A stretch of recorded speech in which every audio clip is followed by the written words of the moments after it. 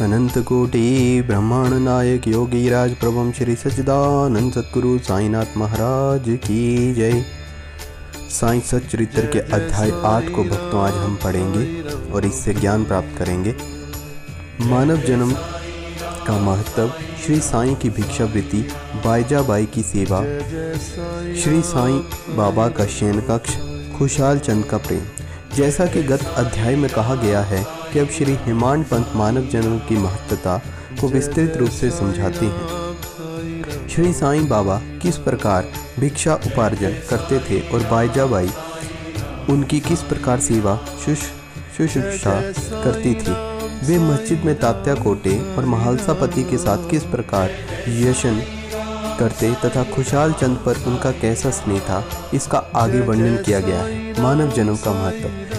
इस विचित्र संसार में ईश्वर ने लाखों प्राणियों को उत्पन्न किया है, जो स्वर्ग, नर्क, पृथ्वी, समुद्र, आकाश में निवास करते हैं और भिन्न भिन्न धर्मों का पालन करते हैं। इन प्राणियों में जिनका पुण्य प्रबल है, वे स्वर्ग में निवास करते हैं, अपने सत्कृत्यों का फल भोगते हैं। पुण्य के क्षीण होते ही वे फिर निम्न स्तर में आ जाते हैं, और वे प्राणी जिन्होंने पाप या दुष्कर्म किए हैं, वे नरक हो जाते हैं और अपने को कर्मों का फल भोगते हैं। जब उनके पाप तथा पुण्य का समन्वय हो जाता है और जब पाप और पुण्य दोनों नष्ट हो जाते हैं, तब वे मुक्त हो जाते हैं। अपने कर्म तथा प्रारब्ध के अनुसार ही आत्माएं जन्म लेती हैं तथा काया में प्रवेश करती हैं। मनुष्य शरीर अनमोल। ये सत्य है कि समस्त प्राणियों में 4 बातें एक समान हैं: आहार, निद्रा, भय और मैथुन।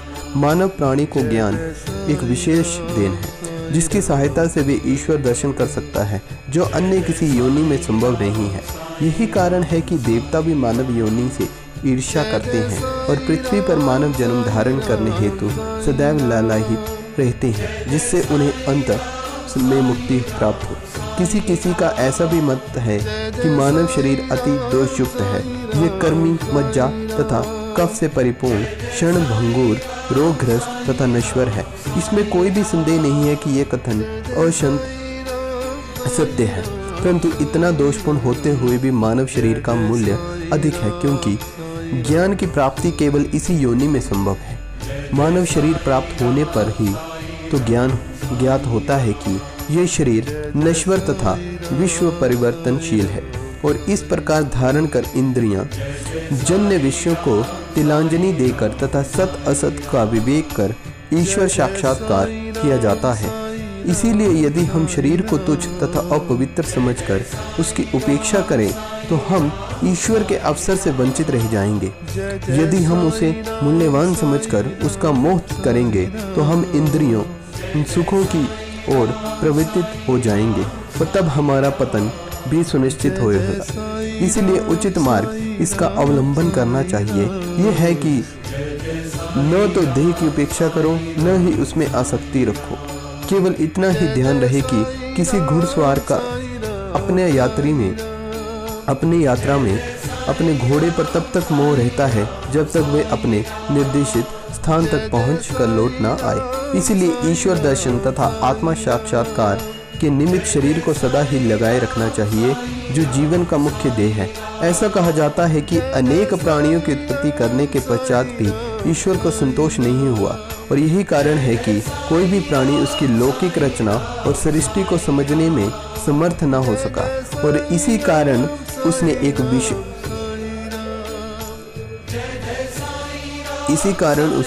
एक विशेष प्राणी अर्थात मानव जाति की उत्पत्ति की और उसे ज्ञान की विशेष सुविधा प्रदान की। जब ईश्वर ने देखा कि मानव उसकी लीला, अद्भुत रचनाओं और ज्ञान को समझने के योग्य है, तब उन्हें अति हर्ष तथा संतोष हुआ। इसीलिए मानव जाति प्राप्त होना बड़े सौभाग्य का सूचक है। उच्च ब्राह्मण कुल में जन्म लेना तो परम सौभाग्य का लक्षण है, परंतु श्री साईं चरणावजों में प्रीति और उनकी शरणागति प्राप्त होना इन सभी में अति श्रेष्ठ है। मानव का प्रयत्न। इस संसार में मानव जन्म अति दुर्लभ है। हर मनुष्य की मृत्यु तो निश्चित ही है, और वह किसी भी क्षण उसका आलिंगन कर सकती है। ऐसी ही धारणा कर हमें अपने ध्येय की प्राप्ति में सदैव तत्पर रहना चाहिए। जिस प्रकार खोए हुए राजकुमार की खोज में राजा प्रत्येक संभव उपाय प्रयोग में लाता है, इसी प्रकार किंचित मात्र भी विलंब न कर हमें अपने अभिक्षित की सिद्धि के हेतु शीघ्रता करनी ही सर्वथा उचित है। अतः पूर्ण लगन तथा उत्सुकता पूर्वक अपना ध्येय, आलस्य और निद्रा को त्याग कर हमें ईश्वर को सर्वदा ध्यान रखना चाहिए। यदि हम ऐसा न कर सके तो हमें पशुओं के स्तर पर ही अपने को समझना पड़ेगा। कैसा प्रवृत्त होना अधिक सफलतापूर्व और साक्षात्कार को सुलभ प्राप्त करने का एकमात्र उपाय है किसी योगी संत या सदगुरु के चरणों को शीतल छाया में आश्रय लेना, जिसे कि ईश्वर साक्षात्कार हो चुका हो। जो लाभ धार्मिक व्याख्यानों के श्रवण करने और धार्मिक ग्रंथों के अध्ययन करने से प्राप्त नहीं हो सकता, वे इन उच्च आत्मज्ञानियों की संगति से सहज ही प्राप्त हो सकता है। जो प्रकाश हमें सूर्य से प्राप्त होता है, वैसा विश्व के समस्त तारे भी मिल जाएं तो भी कभी नहीं दे सकते। इसी प्रकार जिस आध्यात्मिक ज्ञान की उपलब्धि हमें सद्गुरु की कृपा से होती है, वे ग्रंथों तथा उपदेशों से किसी भी प्रकार संभव नहीं है। उनकी प्रत्येक गतिविधि, मृदु भाषण, गुह उपदेश, क्षमाशीलता, स्थिरता, वैराग्य, दान और परोपकारिता, मानव शरीर का नियंत्रण, अहंकार तथा शून्यता आदि गुण जिस प्रकार वे इस पवित्र मंगल विभूति द्वारा व्यवहार में आते हैं, सत्संग द्वारा भक्त लोगों को उसके प्रत्यक्ष दर्शन होते हैं। इससे मस्तिष्क की जागृति और उत्तरोत्तर आध्यात्मिक उन्नति होती है। श्री साईं बाबा इसी प्रकार के एक संत तथा सद्गुरु थे। यद्यपि वे बाह्य रूप से एक फकीर का अभिनय करते थे, परंतु वे सदैव आत्मलीन रहते थे। वे समस्त प्राणियों से प्रेम करते तथा उनमें भगवत दर्शन का अनुभव करते थे। सुखों का उनके कोई आकर्षण न था, न वे आपत्तियों से विचलित होते थे। उनके लिए अमीर या फकीर दोनों ही एक समान थे। जिनकी केवल कृपा से भिखारी भी राजा बन सकता था, वे शिरडी में द्वार द्वार घूमकर भिक्षा उपार्जन किया करते थे। और यह कार्य वे इस प्रकार करते थे। बाबा की भिक्षावृत्ति। शिरडी वासियों के भाग्य की कौन कल्पना कर सकता है, जिनके द्वार पर परब्रह्म भिक्षुक के रूप में खड़े रहकर पुकार करते थे, ओ माई एक रोटी टुकड़ा का मिले। और उसे प्राप्त करने के लिए वे अपना हाथ हिलाते थे। एक हाथ में वे सदा टमरेल लिया रहते और दूसरे में एक झोली। कुछ घरों में तो वे प्रतिदिन ही जाते और किसी प्रकार किसी के द्वार में वे केवल फेरी ही लगाते थे। वे साग, दूध या छाछ आदि पदार्थों को टिनमाट में लेते तथा भात, रोटी और अन्य सूखी वस्तुएं झोले में डाल लेते थे। बाबा की जीवा का कोई भी स्वाद या रुचि न थी, क्योंकि उन्होंने उसे अपने वश में कर लिया था। केवल वे भिन्न भिन्न वस्तुओं के स्वाद की चिंता क्यों करते? जो कुछ भी भिक्षा में उन्हें मिलता, उसे ही वे मिश्रित कर संतोष पूर्वक ग्रहण कर लेते थे। अमुक पदार्थ स्वादिष्ट है या नहीं, बाबा ने इस ओर ध्यान कभी भी नहीं दिया, मानो उनकी जीवा में स्वाद का बोध ही ना हो। वे केवल मध्याह्न तक ही भिक्षा उपार्जन करते थे। ये कार्य बहुत ही अनियमित था। किसी भी दिन तो वे छोटी सी फेरी ही लगाते और किसी दिन 12 बजे तक। वे एकत्रित भोजन एक कुंडी में डाल देते और जहाँ कुत्ते, बिल्लियाँ, कौवे आदि स्वतंत्रता पूर्वक भोजन करते थे। बाबा ने उन्हें कभी भी नहीं भगाया। एक स्त्री भी जो मस्जिद में झाड़ू लगाया करती थी, रोटी के 10-12 टुकड़े उठाकर अपने घर ले जाती थी, परंतु किसी ने भी कभी उसे नहीं रोका। जिन्होंने स्वप्न में भी बिल्लियों और कुत्तों को कभी दुत्कार कर नहीं भगाया, वे भला निस्सहाय गरीबों को रोटी के कुछ टुकड़ों को उठाने से क्यों रोकते? ऐसे महान पुरुष का जीवन धन्य है। शिरडी वासी तो पहले उन्हें केवल एक पागल ही समझते थे और वे शिरडी में इसी नाम से विख्यात भी हो गए थे। जो भिक्षा के कुछ टुकड़ों पर निर्वाह करता हो, भला उसका कोई आदर भी कैसे करता?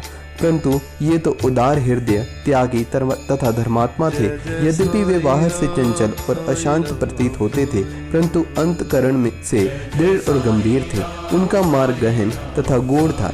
फिर भी ग्राम में कुछ ऐसे श्रद्धावान सौभाग्यशाली व्यक्ति थे जिन्होंने उन्हें पहचान कर एक महान पुरुष माना। ऐसी ही एक घटना नीचे दी जाती है। बाईजाबाई की सेवा। तात्या कोटे की माता, जिनका नाम बाईजाबाई था, दोपहर के समय एक टोकरी में रोटी साग लेकर जंगल को जाया करती थी। वे जंगल में कोसों दूर जाती और बाबा को ढूंढकर उनके चरण पकड़ती थी। बाबा तो शांत और ध्यान मगन बैठे रहते थे। वे एक पत्तल बिछाकर उस पर सब प्रकार के व्यंजन आदि जैसे कि रोटी साग आदि परोसती और बाबा से भोजन कर लेने के लिए आग्रह करती। उनकी सेवा तथा श्रद्धा की रीति बड़ी ही विलक्षण थी। प्रतिदिन दोपहर को जंगल में बाबा को ढूंढना और भोजन के लिए आग्रह करना, उनकी इस सेवा और उपासना की स्मृति बाबा को अपने अंतिम क्षणों तक बनी रही। उनकी सेवा का ध्यान बाबा ने उनके पुत्र को बहुत ही लाभ पहुंचाया। माँ और बेटे दोनों की फकीर पर दृढ़ निष्ठा थी।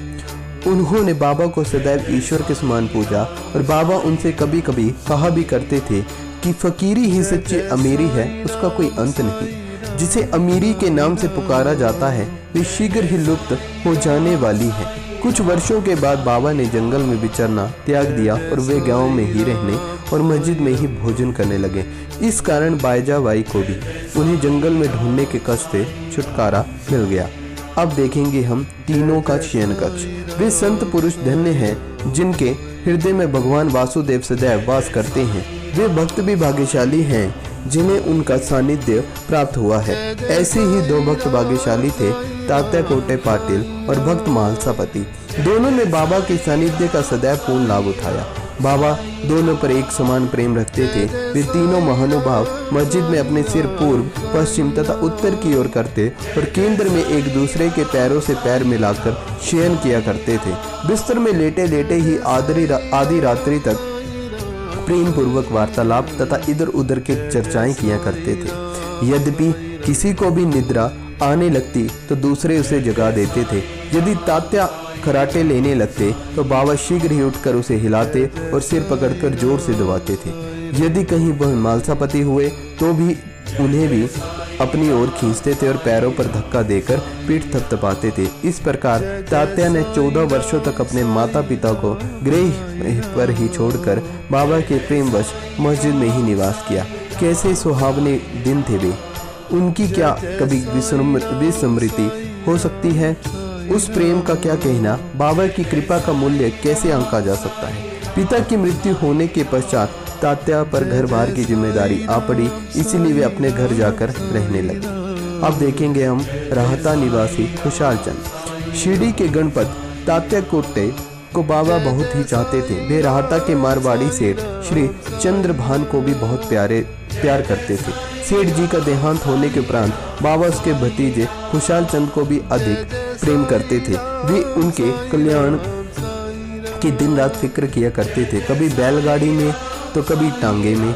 वे अपने अतरंग मित्रों के साथ राहता को जाया करते थे। ग्रामवासी बाबा के गांव के फाटक पर आते ही उनका अपूर्व स्वागत करते और उन्हें प्रणाम कर बड़ी धूमधाम से गांव में ले जाते थे। खुशहाल चंद बाबा को अपने घर ले जाते और कोमल आसन पर बिछाकर उत्तम सुस्वादु भोजन कराते तथा आनंद और प्रसन्नचित्त से कुछ देर तक वार्तालाप किया करते थे। फिर बाबा सबको आनंदित कर और आशीर्वाद देकर शिरडी वापस लौट जाया करते थे। एक और राहता और दूसरी ओर नीम गांव था। इन दोनों ग्रामों के मध्य में शिरडी स्थित था।